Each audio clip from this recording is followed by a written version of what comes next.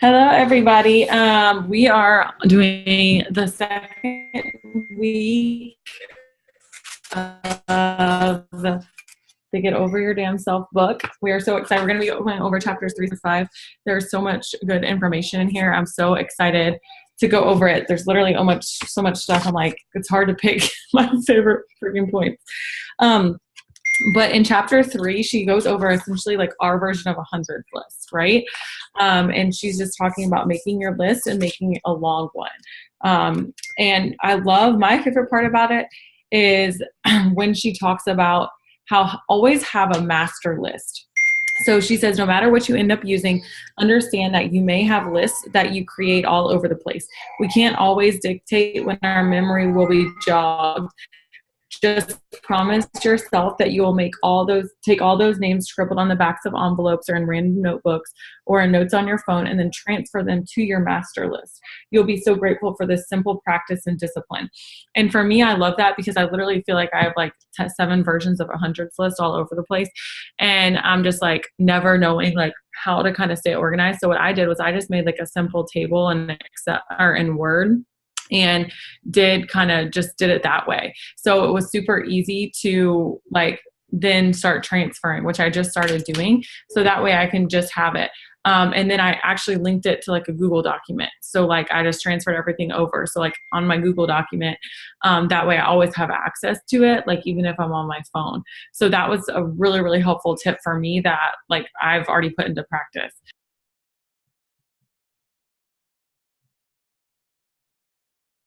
Kayla? Kayla? I'm here. Did you? I was like, hello. Yeah.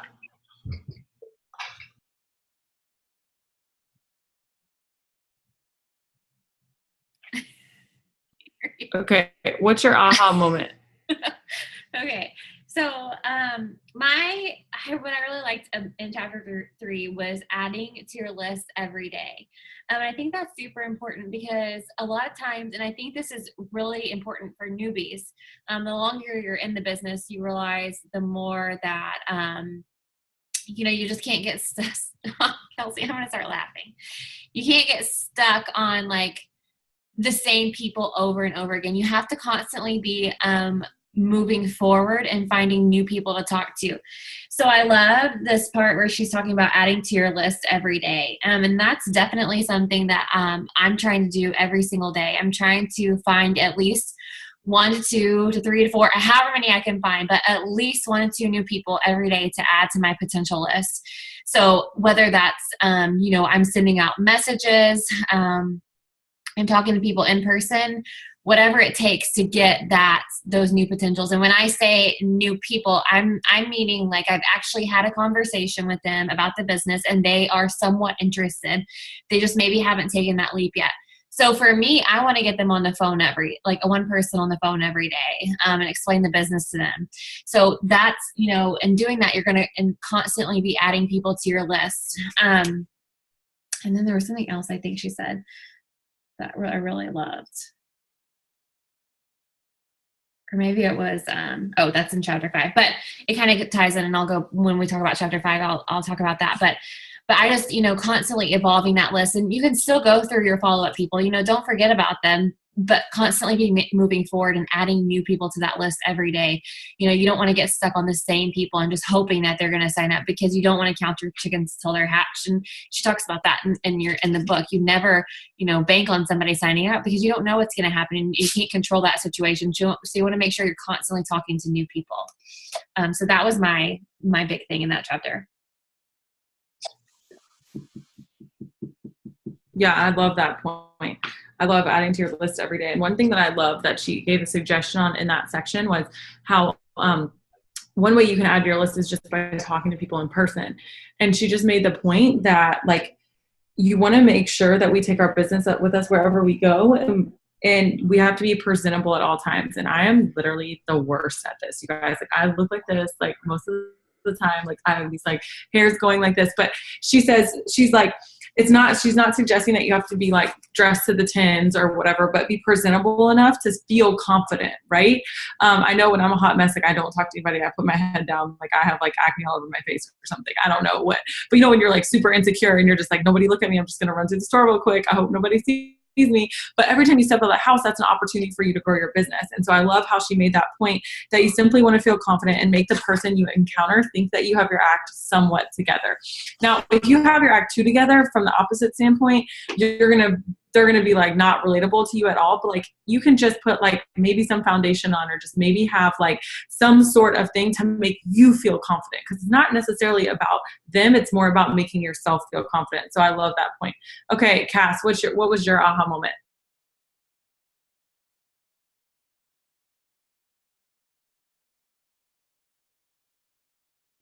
Sorry. Because I just would have kept talking and nobody would have heard me, and it's totally fine. Okay, so I just want to add something to what you were saying just now, because this literally happened to me this morning. Because like probably I would say 99% of the time I never do my makeup. I never get ready. Like it was a miracle I blow dried my hair this morning when I showered. And so I'm that person too. Like when I go out, I don't put makeup on or anything. And I went to Starbucks this morning at like, I don't know, 8 o'clock, I think. And there were so many people there. And I sat down at this table, just a quick story. I sat down at this table and there was two ladies sitting to the left of me. And one of them was dressed up like in basically a suit, like a woman version of a suit. And the other one was just dressed up super cute, like in a cute sweater and heels and like super, super cute. And I sat down and I looked at him and I was like, this girl had like a folder in front of her with like, and it looked like something she had printed out, like stuff that we have, like a party pad or something. And the other lady was sitting there just like with her phone talking to her. And I was like, 100% they are involved in network marketing. Like that's what it looked like. It looked like a one-on-one. And I was like, oh my gosh, like I feel so stupid right now because I'm sitting literally 2 feet from them and I'm in a freaking Sherpa sweatshirt and Uggs and have no makeup on, and they're here like dressed to the tens having this meeting, and I'm like feeling some type of way that like I don't look how I should because I have a freaking, my Sherpa, I'm literally addicted to it. So anyways, in that moment I was like, oh my God, never again. Like anytime I come out and I'm gonna like work or whatever, like I need to make sure that I feel confident, because like I did not feel confident. And turns out they actually weren't network marketing. They were nurses, and she was like talking about new equipment they were going to be bringing into like their hospital or whatever. So it was just really funny, like the situation, because it wasn't what I thought it was. But in the moment I was like, oh my God, like I freaking never need to be like feeling like this ever again, because if I had known they were network marketing and I had felt better about myself, I would have like approached them. But they're going to look at me like this young girl, like looking like a homeless person that I just came from home in freaking Uggs, and they're going to be looking at me like, no, thank you. She literally wrote in the book, simply put, if you look like hell, no one is going to want to use what you have to offer, build a business so they can have your life. And that's the point, is it's not like I think there's a way you can go out in like cute workout gear and still look presentable, right? But like sometimes we have like oversized sweatshirts and it looks like we just had like a one night stand and we're just like the walk of shame, That's what my life looks like all the time. So I think it's just a matter of like having that middle ground where it's like, okay, not totally homeless, but not necessarily in a suit. Okay, Erin, what was your aha moment? So I would say for me, on page 43, talking about like your dirt list, because I think, dirt list, or I call it like chicken noodle soup list, really coming up with those core group of people that you can count on them for whatever. They're going to be your go-to list. So, but I liked calling it dirt because it's like just saying, okay, if I had to sell something as simple as dirt, or like where it's like the basic thing, like who would be the people that they're just going to buy it no matter what. And then I also love too on the end of that page talking about how the average person knows 600 people. So I think that's kind of an eye-opener. When we start to think of our hundreds list when we first get started, we're asking our new distributors to come up with 30 people or 100. We just really have to work on jogging that memory with them, but also knowing too that the average person does know a lot of people. It's taking the time to sit there and process and think about who all you would want on your list and that kind of stuff. So I think that there was something else I was going to talk about, but I don't remember. It's funny because I was reading this and Mandy Boyles had told me that the average person by the time they're 40 knows 3,000 to 5,000 people, especially now, like including like Facebook and all these other things. And so like just having that perspective of being like, listen, like it's 100 people, and like your job when you're helping somebody make their hundreds list is not to be like, these are 100 people that would want the business. You don't decide for them. You're just simply putting the people you know and offering it and letting them decide. So I think that was like a huge thing, because she said, I don't know where she said it, but in one point of this book, she just said, you know, don't worry, you're not deciding. You're simply just putting down people. And I love how she described your list like a bank account. So you're constantly going to be making withdrawals and deposits. So you're going to be taking people off, and you're going to be adding people on. And to me, that was just huge, because I was like, oh my gosh, like that's such a simple concept. Okay. Is there anything anybody else wanted to add or go over before we move on? I just wanted, am I muted? Yeah. Okay. I just wanted to I know Kayla kind of touched on chicken list, but I just wanted to kind of reiterate that, because that was something so big for me whenever I first started. It's always something I feel like that's talked about and taught, or maybe it's not really something you have in the back of your mind as necessarily a chicken list, but you have that list in the back of your mind of people that you're afraid to reach out to, or you give some kind of preconception of they're not going to be interested, they're too busy, or she's a mom, or she's a teacher, or she's just not going to be interested. You guys, this happened to me when I was brand new, like right before I went diamond. And I was probably 3 months in, and this happened to me, and it was somebody that was on my chicken list. And it was a very big learning experience for me. And it was somebody I had known prior to the business, but was never like close to. And I was so scared to reach out to her, and I was like, she is going to rip me a new one, and she is like not into stuff like this, and she is going to be so freaking like up my butt about it. And so I'm not even going to try, because I know she's going to tell me no. Well, guess what happened? A couple weeks after I kept telling me this and tell myself this and tell myself this, she messaged me and asked for my opinion, because she had already been talking to somebody else. And I was so mad at myself, because I was so scared to just ask whether she said yes or no. So I just think this is such a big deal. And I highlighted on page 48, the main quote that stood out was that none of us know what anybody is thinking. So all the time and energy you spend speculating is a waste. And I just thought that was so important, because that's something I've personally experienced in this business. And ever since that happened to me, I will never, ever not message somebody regardless of how I feel, because that just goes to show you that anybody could need this and anybody could be good at it or want it, but you making the decision for them does you no good and does them no good. So you just don't ever be afraid to just ask. Yeah, I love that. And I love when she said, aren't the people that are on your chicken list the reason that they're on your chicken list the exact reason why you would want them on your team? And I was like, oh my God, yes, that is like literally. So she said, let's be honest, if the people on your chicken list are such studs that they intimidate the hell out of you or cause you to make up apocalyptic stories in your head, aren't they precisely the people you want on your team, or at least as evangelists for your product, or connecting you to their networks? And I love how she makes it's not a yes or a no. It's a yes or no, but I can help you find people who might be interested. It's never like that person is not going to help you in some way, shape, or form. And so I've never really done that, to be honest. And after reading this book, I feel dumb for never having done that and like asking for referrals and things, because everybody knows somebody who needs to make some extra money or needs something that they can do without going to a job. So I love that. Thanks for bringing that up. Okay. So next one. Chapter 4, what's your story? This chapter has so much good stuff in it. I'm actually I have this little random group of 10 people that I picked to work with on my team and pour into. And I was copying and pasting from this. I was literally giving them these things because it was so freaking good. But it just says, my favorite part was when she said facts tell, but stories sell. I highlighted so much stuff in this chapter. But one of the things that I love is what she said about building your story library. The reason I love this is because I've come to the conclusion of this with people on my team. I know that I'm not going to motivate everybody. Not everybody's going to relate to me with the people that are already on my team, but I've never really thought about totally transferring that to potentials. So she says, one of the biggest things your prospects are going to ask you, or your potentials are going to ask you, are, can I do this? Right? They just, one of the biggest things that holds people back is they don't think that they'll be successful. And so she says the best way to give them confidence is to show them somebody just like them that's actually doing it and being successful. However, you won't always be that someone that's just like them. So the best way to do that is to gather up stories of other people who have been successful in the business and get disciplined to collect those stories, and from all different types of background.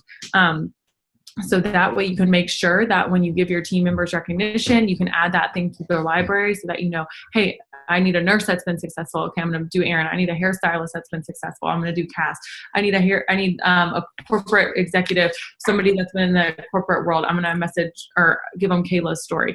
And so that was just such a good point, because to realize that you're not going to relate to every single person, but if you can find somebody they're going to relate to, that would be the next best thing. Kayla, what was your favorite moment from the story chapter?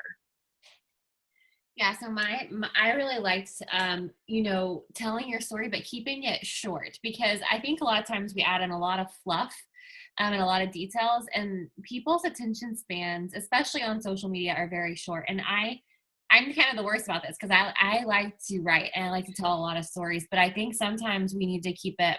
I think it's okay to post, those long stories every once in a while, but, make sure you have a shortened version as well that, people can read in 45 seconds or less. I think she says just, why you wanted to start a business of your very own, what you've done with it, and how someone like them can do this, so make sure you're hitting those points, and the elements of your story. So who you are and where you've been, what's happened in your life for you to look for something more, how you heard about your company and why you had to be a part of it, and what it's going to do for you. So like for me, like mine would be, I was working full-time in public relations. I had my baby. And so I thought I needed something more in my life. I needed more money. Wanted to come home. I saw this opportunity on Facebook, and, I ran with it, and now I'm a stay-at-home mom. So keeping it very simple and short, and leaving enough for people to be a little bit intrigued. And so then when you actually get them on the phone, then you can maybe add some of that fluff in and a little bit more details. But it maybe not laying it out all on the table on social media. And then there was another part that I loved too. And then not suggesting behavior that you wouldn't want them to do. So like if you did use the products for 2 years, maybe don't mention that in your story, because would you want your potential to use products for 2 years before they join you? No, you wouldn't. Like you want them to join right away. So I think, it's some stuff like that, and not saying you researched the company for a month or 2 months before you joined. Like, would you want your potential to go on Google and research the company? No, you wouldn't. You'd want them to come talk to you. So don't, maybe don't tell your potential that you did those things. So yeah, those were my favorite parts.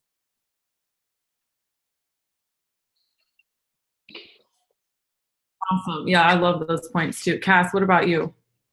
So for me, mine are similar to Kayla's, but I want to kind of talk about it just because they're things that I actually learned through the business on a training. Oh my God, I don't remember when it was. It was probably like right when I first joined, and it was like a top leader Zoom, and Carrie Bauer was actually the one that said it. And she said exactly what kind of Kayla just went over, but exactly what basically page 56 and 57 say in this chapter. And it was because when I was in, at this point in my business, I was like, I don't have a story. I don't know how to tell my story. I don't feel like I'm significant. I didn't know, and I feel like so many people when they're brand new, they don't know how to tell their story. And even when you're a couple months in or a year in, you still don't know how to tell your story if you've never really thought about it. And so I love the fact of keeping it simple, but the 3 things that she talks about and what we're talking about on this Zoom that stuck with me, that really taught me how to teach myself how to tell my story, was talking about 3 things. And it's exactly what she talks about, is where you've been, where you are, and where you're going. And when it's simplified like that, you can relate it to so many different parts of your story, because just you saying this is where I was before the business and this is where I'm at now isn't just your story. There's so many other parts of your story that people are going to relate to. Like before this business, like just for an example, a short post can be 3 sentences, and it could be something like, before this business, I could barely afford to put $5 to $10 of gas in my gas tank because I just didn't have the extra money to just fill up every single week when I was going to work, right? So I didn't have the money to fill up $5 to $10 in my gas tank. Now I can fully fill up my gas tank and not have to check my bank account in distress. You know what I mean? And I'm glad that I have the opportunity to share that with other people. That could be a post. It's that simple. So I'm talking about where I've been, where I'm at, and where I'm going because I'm able to share that with other people. So keeping it super simple and just focusing on those 3 things when you're talking about your story is so much better than just word vomiting. Because I used to do that when I joined too, because I had no idea how to write a post or how to tell my story. So that was one really big thing that stuck out to me. And then just to key off of that, later on in the chapter, she talks about learning how to tell your story basically in 100 different ways. And that's something I also learned on that Zoom was, again, people are going to relate to so many different aspects of your story, not just one and not just the other. And that's another thing that Kelsey brought up is sharing other people's stories, because there's going to be aspects of other people's stories that maybe aren't a part of yours that they're going to relate to. And when they see yours, but they see somebody else's and they relate to all these different parts, they realize that they can do it because you guys can do it.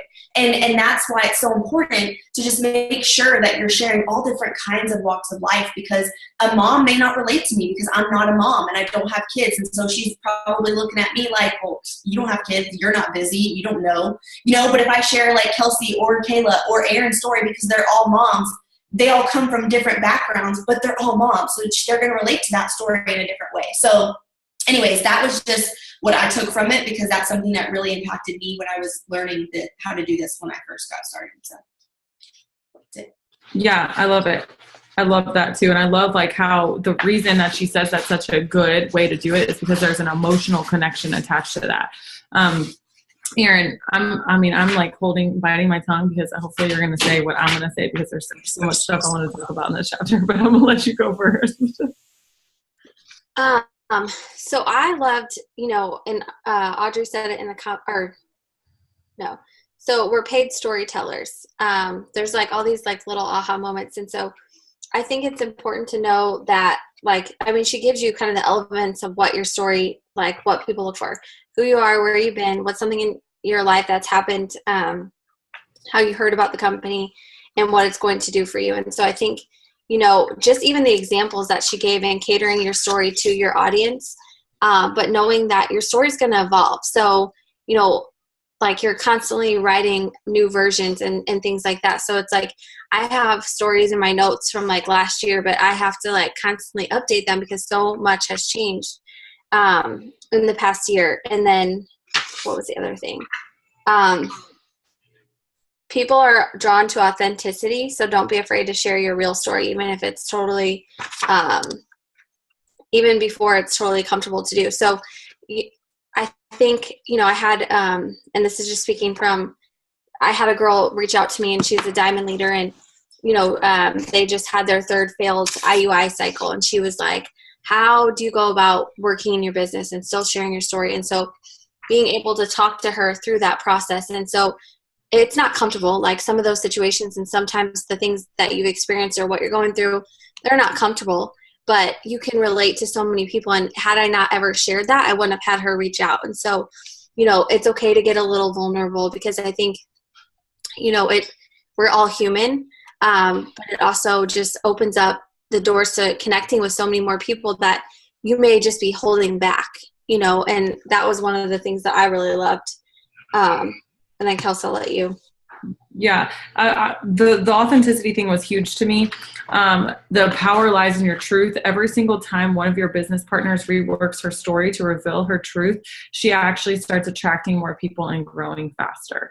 And I know that's uncomfortable, especially when you first get started and you're still in the struggle. That is what gets uncomfortable. But you talk about what this business is going to do, right? I also loved how she said using quantifiables. It's like some words you made up, she said, but making sure that your story has like a number to show growth. How do you do it if you haven't had the growth that you want? She even gives you that. And she says, from the last year, I've loved the wholesale discount and the home-based business tax deductions, but I've treated this business like a hobby. I'm surrounded by success stories of what can happen when you truly, treat this like a business and I'm ready to run and I'm looking for people who want to run with me. Are you one of them? So she gives you an example of what you can say if your business isn't where you want it to be. And also loving that she adapts her story for her audience. This is so, so huge. Making sure that if you're talking to a stay-at-home mom who hasn't been in the world forever, downplay certain aspects of your story if you've been in the workforce recently. If not, if you talk to somebody who doesn't have any desire to have kids, briefly mention that you're a mom, but don't focus on those points. So make sure you know who you're talking to. Those were probably the best things, but basically the better you get at crafting your story, the better you'll be at this business, because people evoke emotion. Okay, chapter 5, how I talk my way to 7 figures and how you can too. One of my favorite things was when she just said, it's hard work. It's consistent work. It takes thousands of conversations with people you know, people you're going to meet, and people your team will introduce you to. I love that she started off like that because she said, like, how could you ever talk to any people like that is that many people? It seems super hard. But she says, at first I sucked. I talked too much and I asked too few questions. I listened too little and spewed off too many facts. And so she recognizes that, but she knows that even though she was horrible and didn't know what she was doing, she started building her team and her customers because of her enthusiasm. And that's the point that I love that she did. But making sure you're just listening, because that part is the most important part. You can only learn about somebody and who they are, what they want, what they fear when you give them room to talk and you really listen. Trust me, this is the hardest thing for me. Like, you guys know how much I talk and how much I just want to talk and talk and talk and talk and talk. And sometimes I literally have to bite my tongue and let people talk, because the more I know about them, the better off that conversation is going to be. And I can show them why it's a good fit for them. Okay, Kayla, what was your aha moment for this chapter? Oh gosh, I had a lot in this chapter. I'm going to have to reread this chapter several times because I loved it so much. But rule number 1 was don't be attached to the outcome of any one conversation. And I think that's so true. I think, when you talk to somebody, really they're only a potential. You can't, like I said earlier, you can't count your chickens until they're hatched. And no doesn't mean a no forever. And I don't think any conversation is wasted. If you talk to somebody and you just share the opportunity with them, follow up with them, but don't be attached to whether they say yes or no, because it isn't a reflection of you. It's just a reflection of them, and maybe they're not ready for this right now, but 6 months down the road they might be. So just make sure that you hold on to that relationship if you really feel like they're a good fit for this business and you really want them to be a part of it. But don't get attached to their answer. Just share it and follow up and do your due diligence, but don't get attached to that yes or no. And then keep moving. And then work from appointment to appointment. So this kind of goes into that one. So yeah, so you've made that you've had that conversation, then keep moving forward. Make another phone call, make another appointment, talk to somebody new. Don't get attached to that one person because you had a conversation with them. You've got to keep growing that list, and you've got to keep talking to people. You can't talk to the same 10 people over and over and over again. You've got to be talking to more people. And then listen and really listen. And I agree with you, Kelsey. It's so hard for me. And this, I went live in Elite Warriors was talking about this a little bit, but I'm so used to when I get on the phone, just like wanting to give a monologue. Like, I want to give a presentation of like why this business is awesome, what I've done, and today I was like, okay, I'm not going to do that.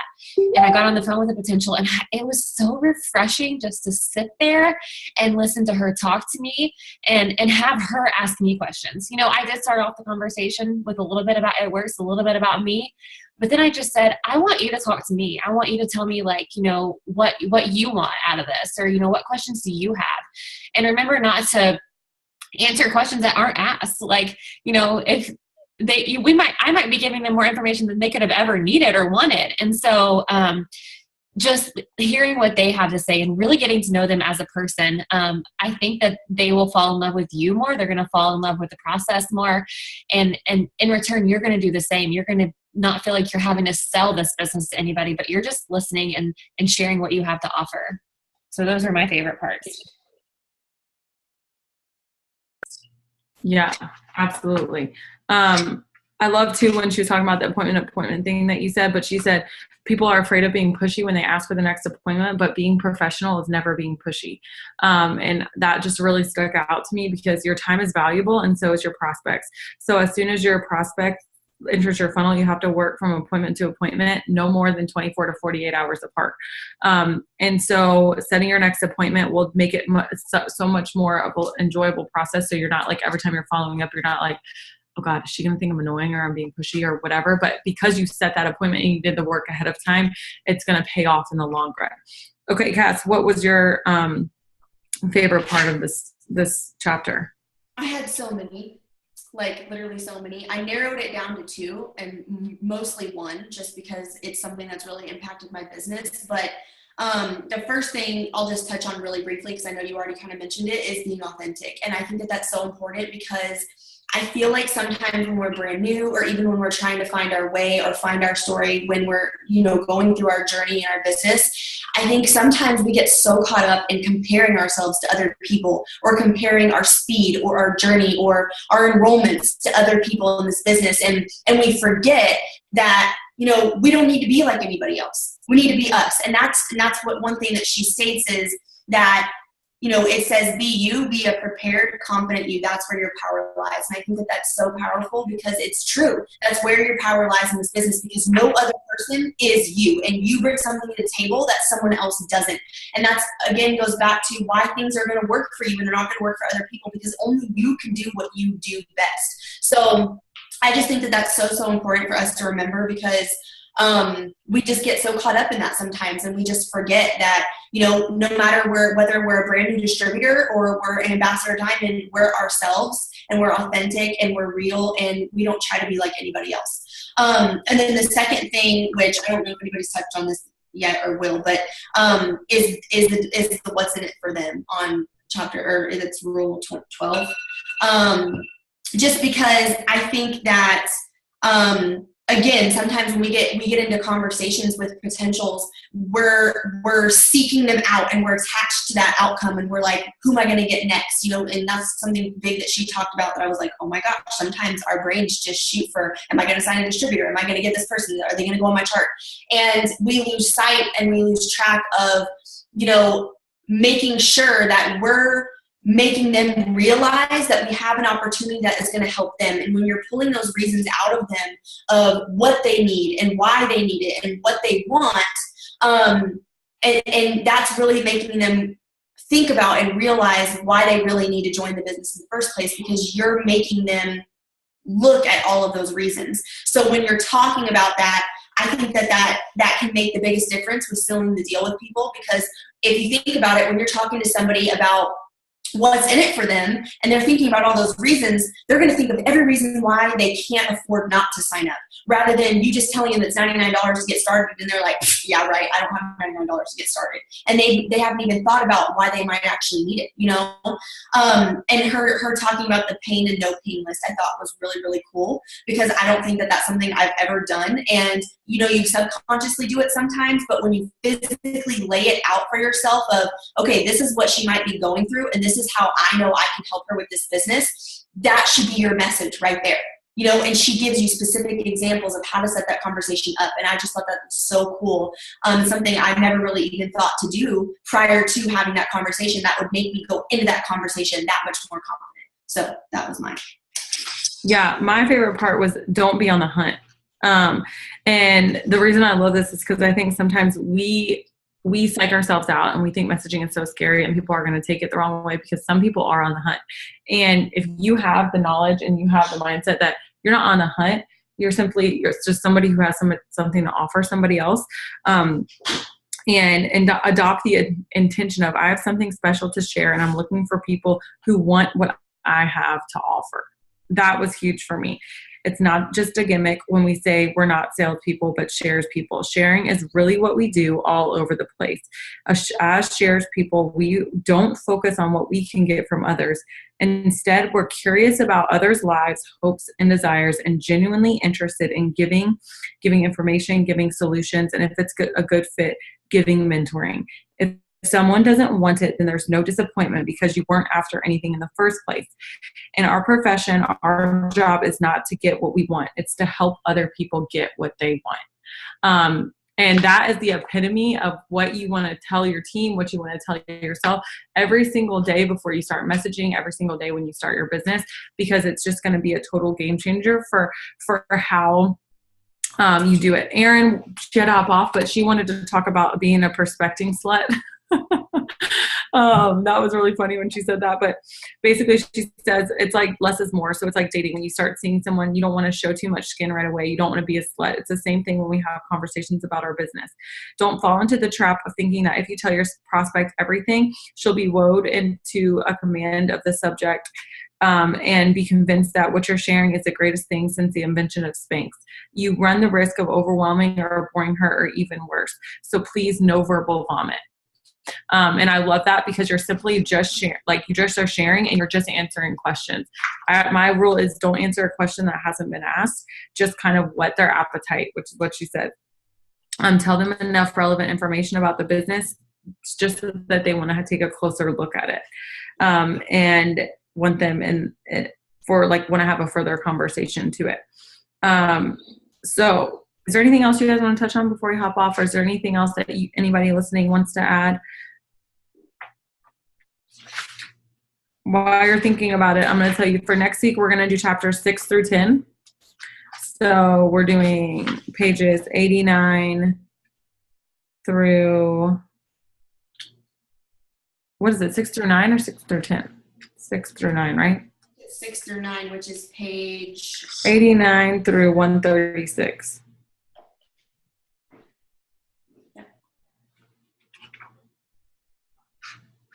I'm excited about this because this goes over like objections and all this stuff.